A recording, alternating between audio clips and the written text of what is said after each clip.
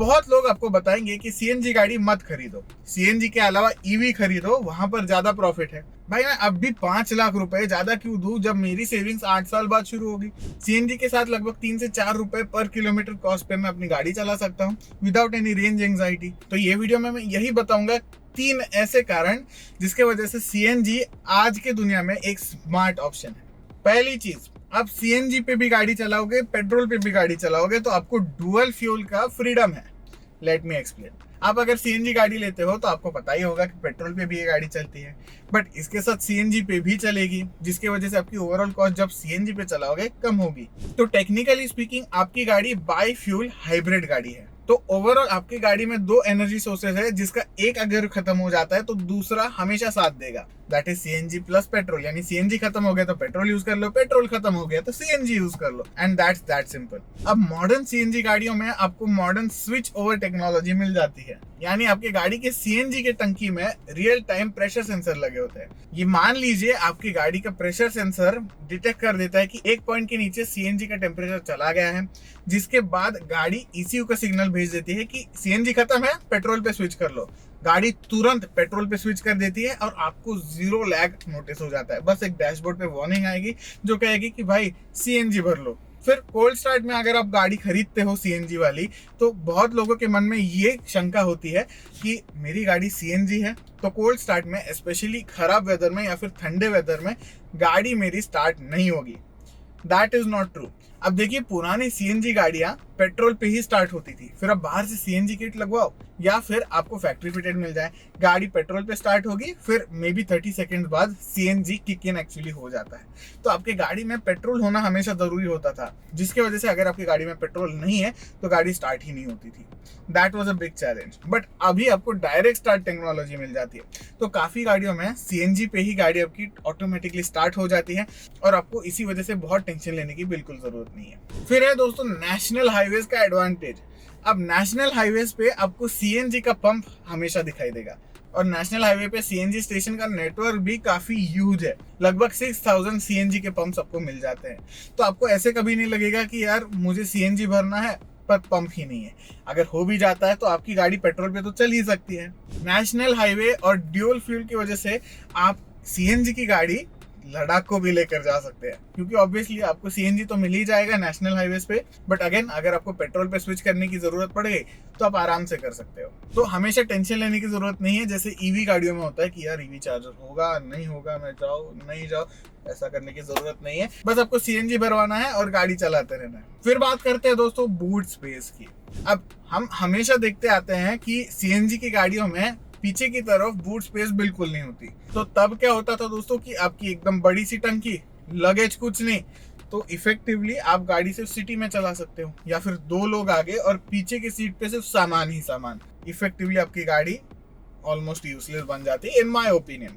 But अब हमें मिलते हैं ट्विन सिलेंडर टेक्नोलॉजी या फिर स्मार्ट सिलेंडर टेक्नोलॉजी, जहां पर यही गैस की बड़ी टंकी थी वो उसको 2 छोटी टंकी बनाकर साइड बाय साइड रख दी, जिसकी वजह से आपकी गाड़ी में जो स्पेस है वो खराब नहीं होती और आप लगेज भी लेकर जा सकते हो और डिक्की में ही आपके सीएनजी के टैंक्स भी लग जाते हैं। So in this case it is a win win.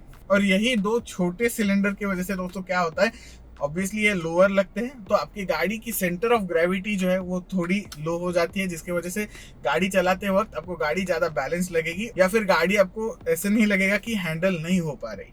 फिर है दोस्तों बात सेफ्टी स्टैंडर्ड्स की। सेफ्टी स्टैंडर्ड्स 2025-26 में इतने स्ट्रांग हो गए हैं जिसकी वजह से सीएनजी की टंकी फट गई, ये हो गया वो हो गया, हमें सुनाई नहीं देता। क्या आपने रिसेंटली देखा है या सुना है कि सीएनजी की गाड़ी फट गई? अगर फट गई तो वो जनरली निग्लेक्ट की वजह से होता है, जहां पर जो ड्राइवर है या फिर ओनर है उसने सीएनजी की टंकी चेक नहीं कराई है। सीएनजी की टंकी आपको हमेशा चेक करवानी है हर 2-3 साल बाद, ताकि आपकी टंकी की फिटनेस जो है वो टॉप नॉच है। फिर आप बोलोगे कि आपकी सीएनजी की टंकी नीचे लगी है, सामान ऊपर है, तो मैं अपना स्पेयर टायर कहाँ रखूं?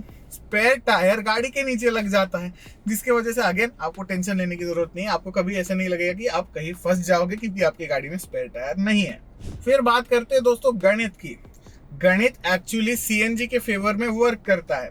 अपफ्रंट अगर देखा जाए तो EV is a losing game, क्योंकि आप 4-5 लाख रुपए एक नॉर्मल गाड़ी से ज्यादा दोगे और ओवर टाइम आपको रिटर्न ऑन इन्वेस्टमेंट बहुत लेट मिलेगा। तो उसी 4-5 लाख का अगर आप लोन लोगे तो आपको समझ बाद में आ जाएगा कि इंटरेस्ट हम कितना ज्यादा भर रहे हैं इस 4-5 लाख के ऊपर, स्पेशली तब जब आप सीएनजी के साथ कंपेयर करते हो, क्योंकि सीएनजी लगभग 80,000 से 1 लाख रुपए ही महंगी होती है। बट हाँ, ईवी आपकी 1 रुपए पर किलोमीटर के कॉस्ट पर चल सकती है अगर आप घर पे चलाओ, और सीएनजी लगभग 2 से 3.5 रुपए पर किलोमीटर कॉस्ट दे सकती है। तो मैं कहूंगा कि सीएनजी एक स्वीट स्पॉट पर है जहां पर हम अपफ्रंट पैसा ज्यादा देकर रनिंग कॉस्ट बहुत ज्यादा लो नहीं कर रहे हैं। और फॉर एग्जांपल अगर मैं पेट्रोल खरीद रहा हूँ जहां पर मुझे अपफ्रंट कॉस्ट ज्यादा नहीं है बट रनिंग कॉस्ट ज्यादा है, ये दोनों तो एक्सट्रीम एग्जांपल्स है, वो मुझे करना नहीं पड़ता। सीएनजी के साथ मैं एक स्वीट स्पॉट पे आ जाता हूँ। मेंटेनेंस की बात करते हैं। 8-10 साल बाद आपकी ईवी गाड़ी क्या सच में आप कह सकते हो कि टॉप नॉच चलेगी, या जैसे पेट्रोल डीजल सीएनजी गाड़ियां चलती हैं वैसे चल पाएगी? नहीं, सीएनजी चल पाती है। हाँ, मैं मानता हूं कि पेट्रोल और डीजल के कंपैरिजन में वो थोड़ी कम चले, क्योंकि CNG overall is a dry fuel, जिसके वजह से इंजन वेयर आउट जो है वो थोड़ा ज्यादा जल्दी हो सकता है। बट ओवरऑल अगर आप देखोगे तो सीएनजी ईवी से तो बहुत ज्यादा चल जाती है और साथ आपका हमेशा देती है, क्योंकि वो पेट्रोल पे भी चलती है और सीएनजी पे भी चलती है। फिर बात है दोस्तों हमारी रीसेल वैल्यू की।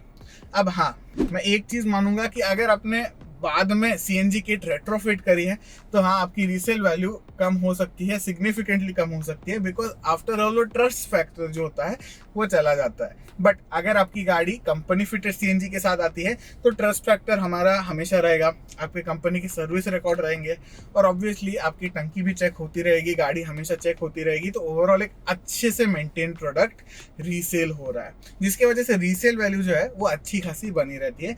और आपको आगे जाकर रीसेल भी करनी है तो ऐसा नहीं होगा कि पैसा आपको बिल्कुल ही ना मिले। तो दोस्तों मेजरली ये 3 कारण हैं जिसके वजह से अपनी सीएनजी गाड़ी खरीदना बहुत एक स्मार्ट ऑप्शन बन जाता है, स्पेशली इंडिया में 2025-26 में। होपफुली ये वीडियो आपको अच्छा लगा है। अगर आपको कोई डाउट्स है तो मुझे कमेंट्स में पूछिए, लाइक करिए, शेयर करिए, सब्सक्राइब करिए। मिलते हैं आपको नेक्स्ट वीडियो में।